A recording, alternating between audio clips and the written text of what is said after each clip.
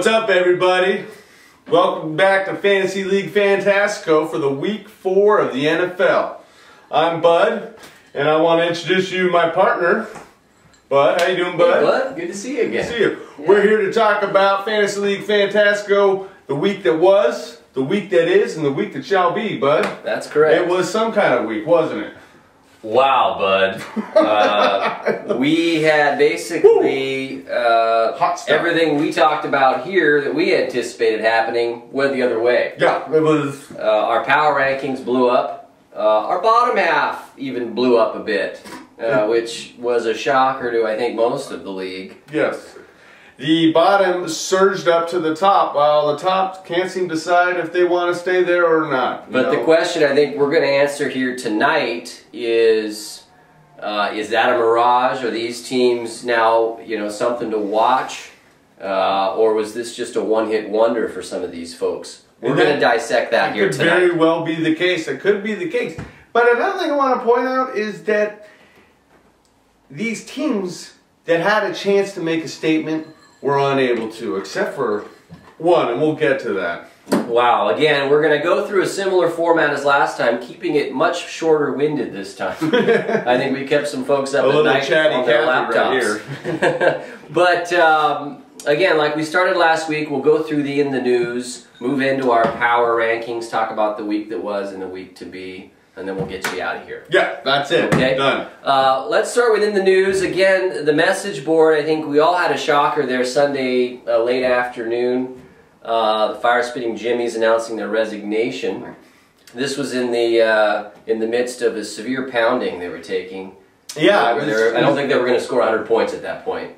I know, but it was a trifling comment made by what we've seen so far on the message board. A manager who really just can't seem to control his emotion at the moment. And maybe this particular fantasy league might be a little too advanced for him. Maybe there might be a minor league fantasy team so he can learn to control his temper. These were the thoughts that were going through a lot of our minds at the time.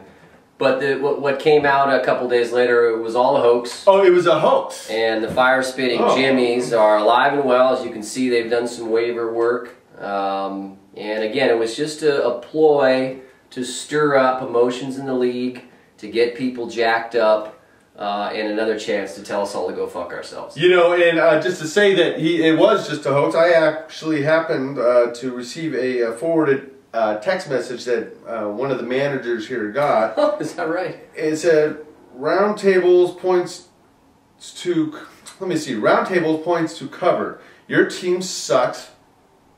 Okay. Which meaning the Boone Humper. Bottom of the barrel, followed closely by Redonkulous, Limp Dick, and the Brown Well, now Bagger. he's getting into his own rankings, which really we don't condone on this show, but funny. Fine. Moving on into the news, a waiver wire watch, as we like to call it. Yeah. Again, all eyes still fixed on the Morning Wood, yet to make one move this year, and they're 1-2. It's strange when you look at that team. You think a few minor adjustments, and this could be one of the best fantasy league teams going so far. But I don't know. Maybe his head's in the sand. We don't know. We haven't heard from him on the board. We haven't really heard from him much in the league this year when he's usually a pretty vocal team. We'll see going forward. Maybe there's just some personal issues going on. Yeah. Get your priorities straight. Gas or something. When we look at the waiver wire that's now active, everyone's back to being free agents. Really hot and active yesterday when the waiver wire was opened up for business. Every time I go on there, these teams, some managers are highly involved, and every week is a horse race, an arms race, if you will, and I'm impressed. I'm impressed. And when we look back at week 3, we like to do something we call the best waiver wire move. And I think this led to really 1 or 2 key victories that we saw, some of those upsets. Yeah. Who's your best waiver wire ad for week 3? Mine was the King. Last week's, I think we both agreed it was the worst team in the league. He went out and picked up LaDainian Tomlinson for the Jets, playing against the Oakland Raiders, and not sure exactly what the stat line was, but I know that the fantasy points were there. Yeah. And as we'll see, it propelled him to a very good week. So that's right. I'm with you there. I think the King wins the waiver wire award for Week 3. Not only did he add LaDainian Tomlinson, leading himself to a tremendous blowout against Peaceful Warriors, but he also brought in Nate Washington, who became the #1 receiver within a quarter of the game. Unbelievable. And Britt going out with an injury, and that we'll talk about that affecting the goods down the road. Well, not only that, though, Nate Washington was going to step up, but I got to say, for him to come out and I think it really show what a fraud the Peaceful Warriors are as a team. I don't need to get that far into it, but, you know, maybe it's time for that boastful manager to spend less time talking and more time studying the stats. Well, I think that brings us into the next segment of the show, and that was the week that was, Week 3. I mean, you've touched on the biggest shocker, I think, of the week was the King, who we had at the top of our worst team list. Yeah. Meaning they were the worst team. They were. And we agreed on that. They go out and they post 150 some odd Still on points. that. You know, I call me crazy. This was a fluke, but it happened. And they catch a Peaceful Warrior team kind of stuck in the mud that week. Napping. And they run by them by about 40 points. Just a complete blowout. The Peaceful Warriors had no chance. And really the contributions came, like you said, LaDainian Tomlinson, Nate Washington. And then, and I believe the final score, this wasn't even close. 156 to 111.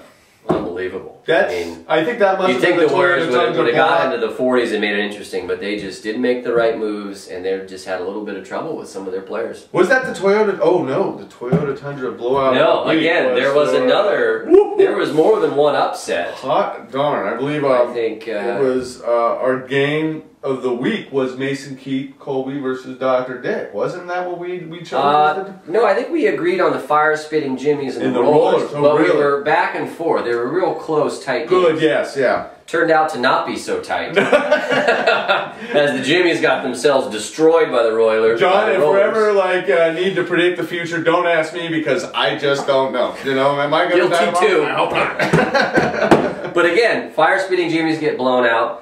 The Boone Hump, well, not the Boone Humper, the Mason Keat scores a record amount of points for the season, blows out Dr. Dick, Unbelievable. whom I had at #1 on the power rankings.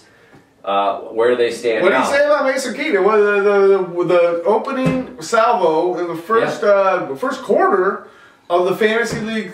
You know, there's only 12 regular season games. This is a quarter of the season's already gone by, and this guy is. This team is making. But as some people they like to repeat the same phrases. They like to say early ripe, early rotten. We shall see. We shall see. Yeah.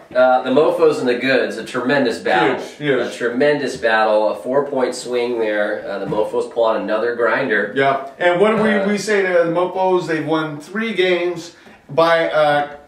I think they've outscored points? their opponents by 10, 15 points. It's tight. They're winning. Biting his winning fingernails. close games. This is why we play, though, folks. And I think this game here that we had posted as our goose egger, the 2 teams without a win. That too was a nice match, a 131-138 win for the Lunches for Wimps. Lunches for Wimps against Redonkulous. Redonkulous still put up 131. One game, I think, in Lunches for Wimps under McFadden and Greg Jennings, you know, that's a pretty solid combo. I believe he did make some moves. He picked up Matt Hasselback. He must have gone to his advisory board because he did pull, I guess it was that receiver for Chicago, and he put in Donald Driver. Right. But he was going to leave Bradford in against the Ravens, and then finally, I don't know. This guy, he needs to stick to it. One game that we should mention,